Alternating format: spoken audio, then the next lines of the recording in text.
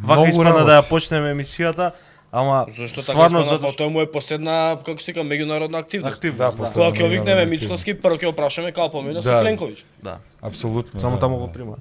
Само таму го пуштаат сега, тоа е тоа, како помина со За разлика од премиерот, малце ми беше напнато за колената искрено во економска економска класа. класа, Беше малце напнато за колената, го разбирам човекот Тоа е сосема. Па требаше едно перниче ти Го донесе. разбирам човекот сосема.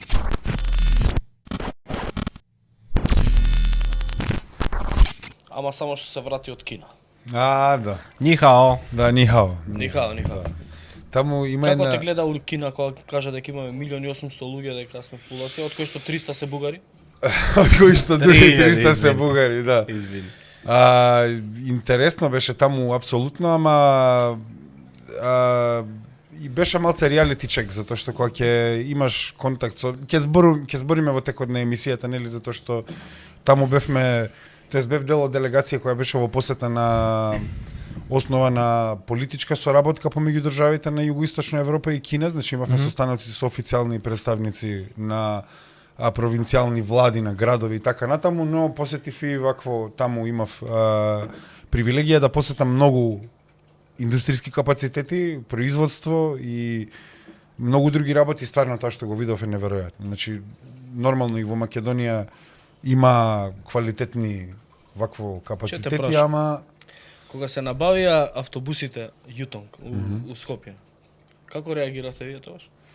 Нитош партија нема. Не беа партија, ама сте политички последната набавка е 2014, Левица формирана 2016. Не, јас не зборам за Левица, јас зборам за Ленка, за Шарена Не знам, револуција и стварно така не ми... натаму. И Шарена револуција, Како реагирате Немаше за ни тие Шарена, автобуси? да. Знаеш зашто? Затоа што беше у произведените капацитети на Јутонг, така? Да.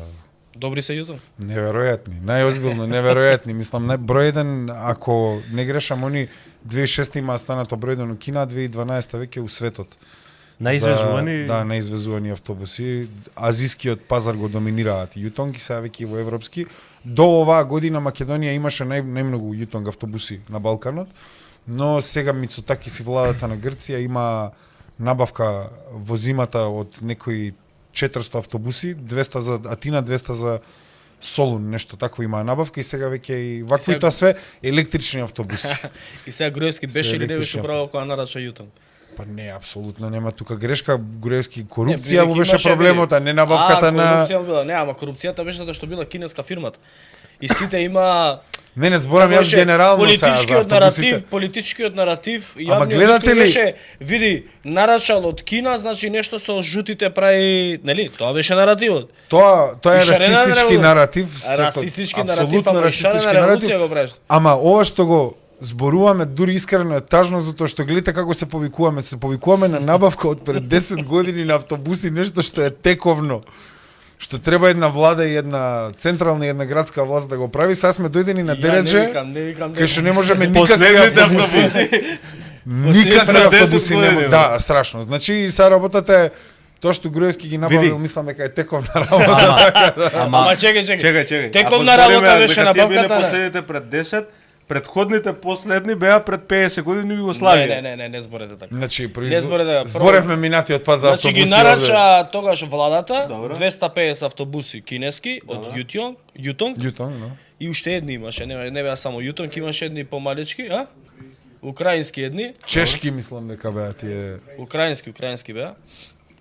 Нарача тогаш и после тоа Петре Шилегов купи МАН. Пошто они према Европска унија гледаат. Нормално.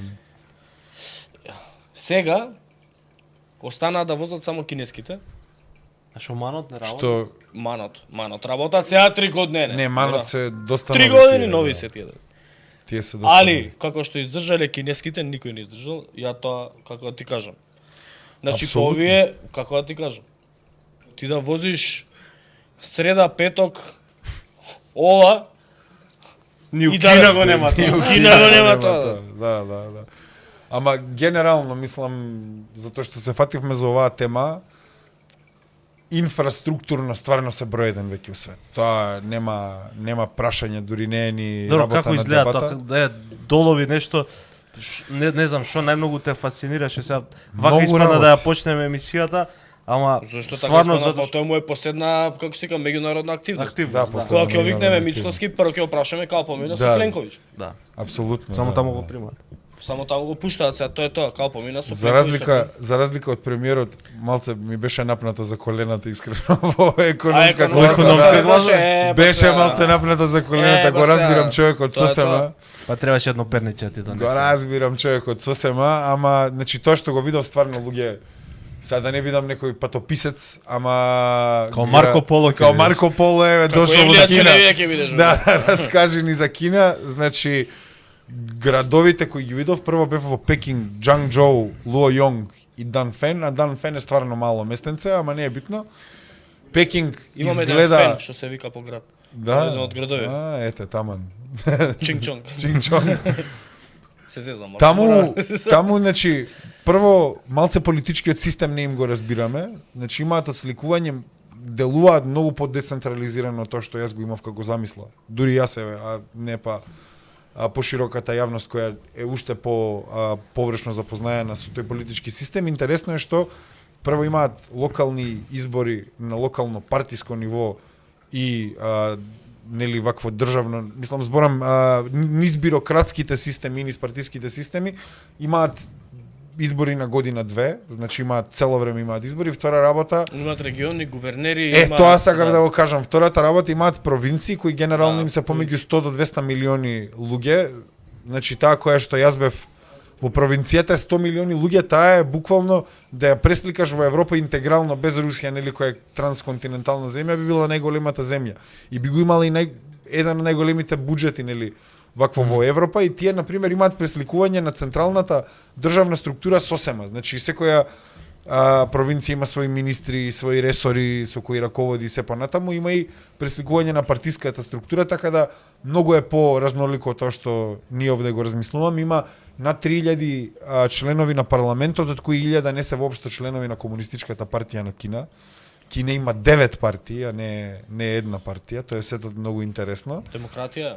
Ама не, тоа е народна демократија, мислам, според нивните дефиниции кои мене ми се релевантни, затоа што, например, јас тоа што го видов таму и како они го поимаат, во некои разговори со представници на Министерството за надворешни ние имаме работи. така, и во Македонија е така.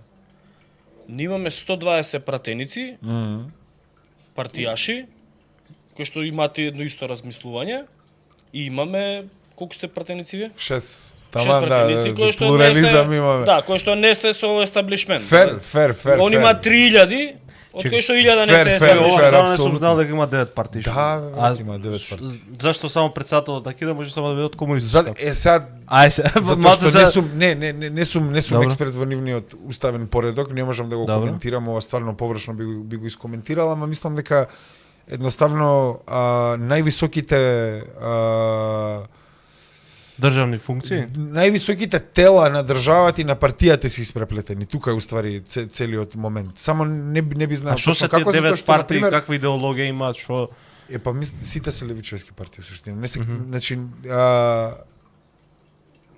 базата на плурализмот е поставена во рамки на системот, нели, социјализам со кинески карактеристики. Значи не се одстапува од таа позиција, Добро. па од таму се гради, нели, плурализам воопшто на идеи.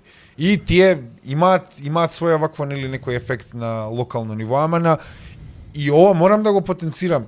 Луѓе таму живеат милиарди и 400 милиони луѓе.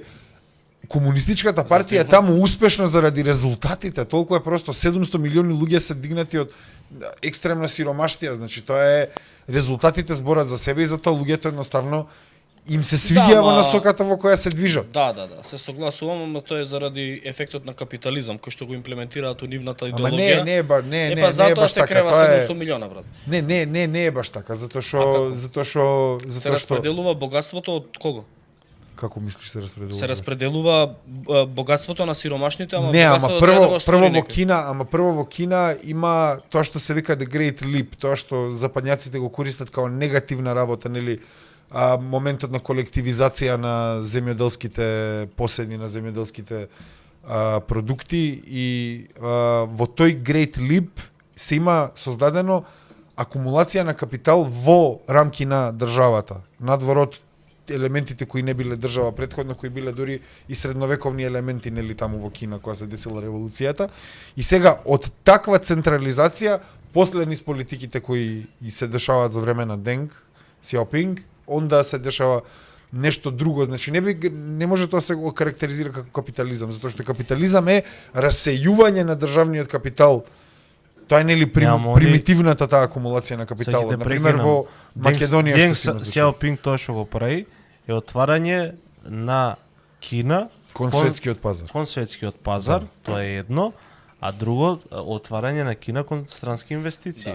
Да, практично Кина ја вадат принципите на, сакам да кажам, принципите на капитализмот се тие кои што не работата е што многу често, за да не навлагаме многу во темава, значи социјализмот моментално како економска структура и како политичко уредување воопшто на општеството не вели дека е комунизам, значи комунизмот е stateless society, социјализмот е класно општество, ама социјализмот е едно многу поинаку водење на економијата од капитализмот, тоест е планска економија. А на пример ова ја што го видов таму е дефинитивно продукт на планска економија. Значи тоа е целата разлика, затоа што кинеската држава прави директни интервенции секогаш во нивната економија и се ама и нашата држава и сите не, ама не, степенот е многу различен. Планска економија, имаме пазарна економија, имаме гранки на економијата кои што се плански. Значи не знам, земјоделие или гранки на земјоделието и така натаму. И генерално тоа што го видов е дека во Кина политички на меѓународен план многу е актуелна апсолутно, затоа што и му успева таа идеја за Belt and Road иницијатива. Македонија е во рамки на Belt and Road иницијативата, првично преку некои меморандуми за соработка, знам, ама и генерално затоа што се наоѓа на оската север-југ на Балканот, тоа и дава геостратешко значење за Belt and Road продуктот, така да мислам дека едноставно првично мора да се види дека веќе во Европа се отцртуваат некои линии, тоа што ние го зборевме 2022 па СДСМ години и пол дена не демонизираше како проруски марионети. Значи во Европа беше очигледно. НАТО, интересите во Европа и американските интереси Европа ја носат кон бездна од која нема да може да се извади. И ВМРО, добро, СДС беше тогаш на власт, ВМРО нормално, затоа што од истите идејни творци им се тие идеи генерално, тоа се тие нивните штифтунг логика.